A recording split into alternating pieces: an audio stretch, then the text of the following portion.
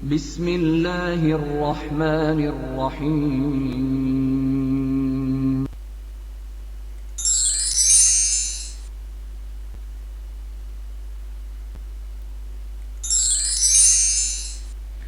अस्सलाम वालेकुम dear student. आज हम बात करेंगे रैंडम एक्सेस मेमोरी या रैम के बारे में और इसकी टाइप्स। इसी तरह से हम देखेंगे कि हम इस कोर्स के लिए कौन सी बुक जो है वो ज़्यादातर स्टडी करेंगे। उस बुक का नाम है introduction to computer for all BS programmes. Main author जो है CM असलम है। तो इसकी मेन वजह ये है कि इसमें ये प्रैक्टिकल पार्ट जो है वो बहुत अच्छे तरीके से थ्योरी के साथ साथ प्रैक्टिकल पार्ट जो है इसमें दिया गया है, जो कि माइक्रोसॉफ्ट ऑफिस 2010 के हवाले से है। Windows, Microsoft Word, Microsoft Excel, Microsoft PowerPoint, Microsoft Access, ये आपके सिलेबस का हिस्सा है। प्रैक्टिकल्स की एक लिस्ट है जो आपने वो सारे प्रैक्टिकल्स जो हैं वो तैयार करने हैं। तो ये बुक जो है इस सिलसिले में काफ़ी हेल्पफुल होगी। तो हम देखते हैं रैंडम एक्सेस मेमोरी रैम। तो it consist of memory chips on the motherboard. RAM जो है ये एक मेमोरी चिप है जो मदरबोर्ड पे इंस्टॉल किया जाता है। It is used in a computer for the storage of active programs and data. ऐसे प्रोग्राम जो कि एक्टिव हों, एग्जीक्यूट हो रहे हों, प्रोसेसर उन पर वर्क कर रहा हो, तो उनको रैम में लाया जाता है। तो रैम में ही उन पर वो वर्किंग प्रोसेसर जो है करता है, उनकी एग्जीक्यूशन करता है। प्रोसेसर जो है वो डायरेक्टली राइट और रीड कर सकता है इंफॉर्मेशन को रैम में, इसीलिए इसको रीड और राइट मेमोरी भी कहते हैं। रैम को हम प्राइमरी मेमोरी भी कहते हैं और मेन मेमोरी भी कहते हैं। जो डाटा और इंस्ट्रक्शंस हैं इसमें आर्जी तौर पर टेम्परेरीली स्टोर होती हैं, क्योंकि ये डिपेंड करती है करंट इसे मिलता रहेगा तो इसमें डाटा स्टोर रहेगा। जैसे ही हम कंप्यूटर ऑफ करेंगे, इसको करंट की सप्लाई जो है वो बंद होगी, इसमें डाटा इरेज हो जाएगा, ख़त्म हो जाएगा। प्रोसेसर जो है लोड करता है डाटा और इंस्ट्रक्शंस को रैम में स्टोरेज डिवाइस से, यानी कि हार्ड डिस्क से डाटा को और प्रोग्राम्स को लेता है, इंस्ट्रक्शंस को, और उसे रैम में लेकर आता है, जिनकी हमें ज़रूरत होती है, जो हम लोड करना चाहते हैं, जो हम स्टार्ट करना चाहते हैं प्रोग्राम। जैसे अगर हम माइक्रोसॉफ्ट वर्ड को ओपन करेंगे तो वो माइक्रोसॉफ्ट वर्ड जो है हमारे हार्ड डिस्क में हमारी सेव है, उसमें इंस्टॉल्ड है, तो वो हर वक्त जो है हार्ड डिस्क में पड़ी है। लेकिन रैम में उस वक्त आएगी जब हम उस प्रोग्राम को चलाना चाहेंगे, उसे एग्जीक्यूट करना चाहेंगे, उसको हम स्टार्ट करेंगे। तो जब हम उसको माइक्रोसॉफ्ट वर्ड को स्टार्ट करेंगे तो उसको रैम में लेकर आया जाएगा, और इसी लिए वो हमें स्क्रीन पर दिखाई देगी, तो वो रैम में आ चुकी होती है।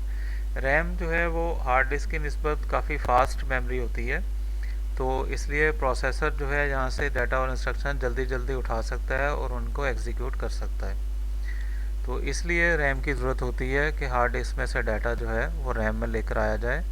तो रैम जो है फास्ट एक्सेस प्रोवाइड करती है CPU को। अच्छा, रैम जो है वो हम कहते हैं कि वोलेटाइल मेमोरी है। वोलेटाइल का मतलब ये है कि जो डाटा और प्रोग्राम स्टोर हैं रैम में, वो लॉस्ट हो जाएंगे जैसे ही पावर ऑफ की जाएगी। यानी कि ये करंट पर डिपेंड करती है, जो इसमें डाटा वगैरह है, जब तक इसको करंट की सप्लाई मिलती है इसमें डाटा रहता है। तो ऐसे जो मेमोरी है जो बिजली पर डिपेंड करती है, तो करंट पर डिपेंड करती है, उसको फिर वोलेटाइल मेमोरी कहते हैं। इसीलिए जो इन्फॉर्मेशन है वो हमें स्टोरेज डिवाइस यानी कि हार्ड डिस्क वगैरह पर स्टोर करनी चाहिए, ताकि हम बाद में उसे इस्तेमाल कर सकें, क्योंकि जो कुछ रैम में होगा वो ज़ाय हो जाएगा, वो लॉस्ट हो जाएगा। इसकी एग्जांपल हम यूँ लेते हैं कि अगर हम माइक्रोसॉफ्ट वर्ड को ओपन करते हैं और उसमें एक हम एप्लीकेशन या एक लेटर हम तहरीर करते हैं माइक्रोसॉफ्ट वर्ड में, तो जब तक हम उसे तहरीर करते रहते हैं वो उस वक्त तक रैम में मौजूद है।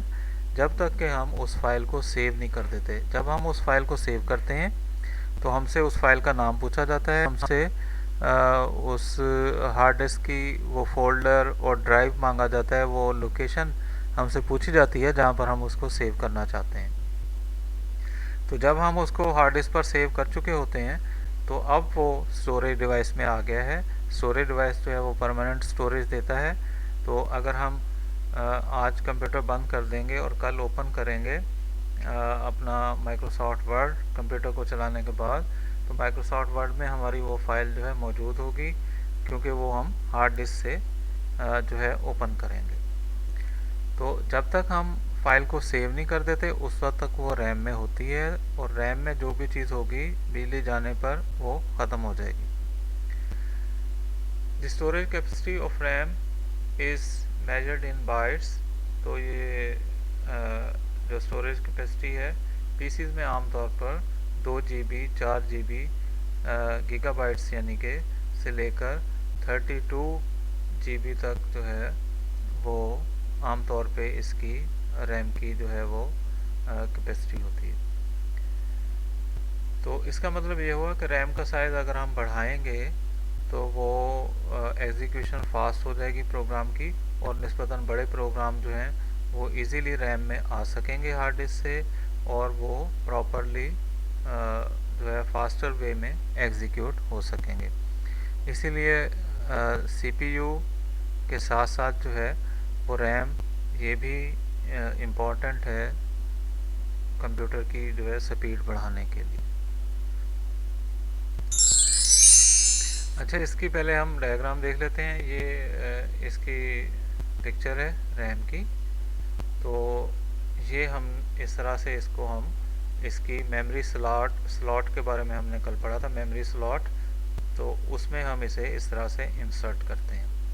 ये मदरबोर्ड पे मेमोरी स्लॉट होती है, उस पर हम इंसर्ट करते हैं। यहाँ पर देखें, यहाँ पर ये 4 मेमोरी स्लॉट्स हैं और हर एक में एक रैम जो है वो लगाई गई है। इस तरह से यहाँ पर 4 रैम्स हैं, या हम इसे कहते हैं 4 रैम मॉड्यूल्स हैं। तो ये इस तरह से इसमें काफ़ी ज़्यादा मकदार जो है वो रैम की है। फॉर एग्ज़ाम्पल अगर एक 4 GB की है तो इस वक्त ये 16 GB रैम जो है वो इसमें लगी हुई है। तो ये निस्बतन जो है जिसमें 4 GB की रैम होगी उससे बेहतर वर्किंग इस कंप्यूटर की होगी, बेहतर स्पीड इस कंप्यूटर की होगी। अच्छा, हम देखते हैं इसकी टाइप्स कौन सी हैं।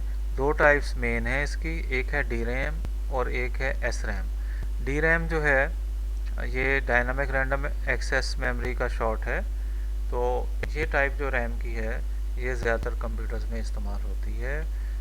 इसको डाटा को मेंटेन करने के लिए डी रैम में बार बार रिफ़्रेश करना पड़ता है, इलेक्ट्रिक चार्ज बार बार इसको देना पड़ता है। यही वजह है कि वरना डाटा जो है जो उसमें स्टोर है वो लॉस्ट होने का चांस होता है। तो बार बार इलेक्ट्रिक चार्ज इसको किया जाता है। अच्छा, इस रिफ़्रेशिंग का जो प्रोसेस है जिस दौरान में इसको इलेक्ट्रिकली चार्ज किया जाता है, ये ऑटोमेटिकली कंप्यूटर के अंदर से इसको करंट मिलता रहता है।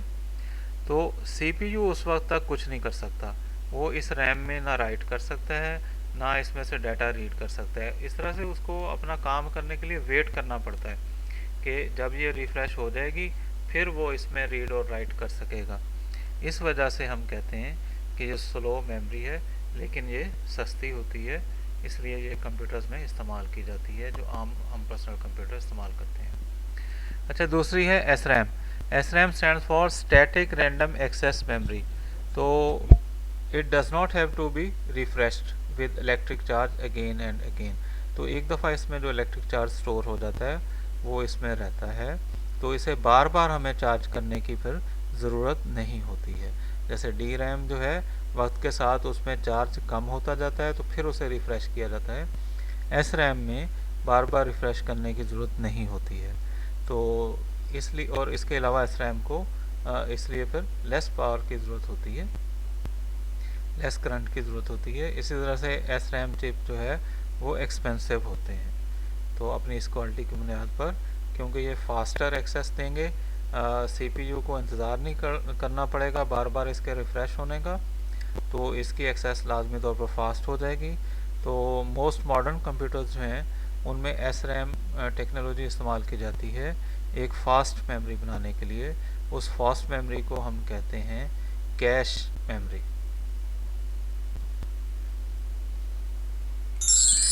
तो ये दो हमने टाइप्स इसकी आज पढ़ी हैं।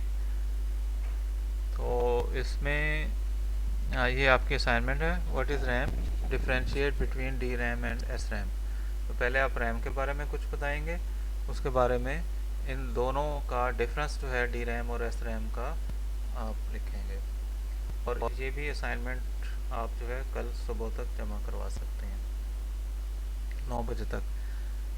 अच्छा, एक बात और आपसे करनी थी कि जो भी कुछ आपको पढ़ाया जा रहा है उसे आप रोज़ का रोज़ याद करते जाएं। ये सेमेस्टर सिस्टम का जो रूल है, जो उसूल है, वो ये है कि हम साथ साथ पढ़ते जाएंगे और साथ साथ एग्ज़ाम जो है वो होता जाएगा। यही वजह है कोई 4-6 हफ्तों के बाद जो है आपका मिड जो है एग्ज़ाम वो हो जाता है। तो अभी तक की मेरी मालूमात के मुताबिक आपका जो पेपर पैटर्न है वो थोड़ा सा अभी जो है उसे हमने देखना है। लेकिन आपका जो मार्क्स होंगे मिड के, वो 30 मार्क्स का मिड होगा। तो ये 30 मार्क्स जो हैं वो आपके हाथ से निकल जाएंगे विद इन 1 मंथ। आपका 4 जनवरी को ये मिड का टेस्ट जो है वो शुरू हो जाएगा 30 मार्क्स का। 4 जनवरी से 8 जनवरी तक आपका ये टेस्ट होना है। आमतौर पे हर रोज़ एक पेपर जिस तरह से करते हैं। अच्छा, तो इसमें आपने उस 30 नंबर का पेपर जो है वो आमतौर पर 1 घंटे में लिया जाता है। 1 आवर उसका टाइम होता है और उसमें कुछ MCQs होते हैं, कुछ उसमें शॉर्ट क्वेश्चंस होते हैं और 1 या 2 लॉन्ग क्वेश्चन उसमें शामिल किए जा सकते हैं। तो ये आप इस लिहाज से इनकी तैयारी करते रहें। तो आमतौर पर जो है रिटन टेस्ट होता है, लेकिन ऑनलाइन एग्ज़ाम भी होगा, तो भी इन चीज़ों की तैयारी ज़रूरी है। आप लॉन्ग क्वेश्चंस, शॉर्ट क्वेश्चंस इन्हीं लॉन्ग क्वेश्चन में से बनेंगे और MCQs भी इन्हीं लॉन्ग क्वेश्चन में से बनाए जाएंगे। तो इसके अलावा आप की बुक में भी ये शॉर्ट क्वेश्चंस और जो MCQs हैं वो चैप्टर एंड पर दिए जाते हैं। तो आपसे यही कहना है कि आप जो है वो साथ साथ इसकी तैयारी करते जाएं, रोज़ का रोज़ पढ़ें। इसमें सब टॉपिक, सिर्फ कंप्यूटर साइंस के नहीं, आप सब टॉपिक्स जो हैं अपने मैथ के सब्जेक्ट जो हैं दूसरे, इसके अलावा जो रिलेटेड स्टडीज़ के जो भी सब्जेक्ट हैं, इन्हें साथ साथ तैयार करते जाएं। जो टेंटेटिव डेट है वो 4 जनवरी जहाँ तक मुझे याद है वो दी गई है। तो ये 4 जनवरी को आपका मिड जो है वो स्टार्ट हो जाएगा। अगर आपके ज़हन में कुछ क्वेश्चंस हैं आप मुझसे रब्ता कर सकते हैं।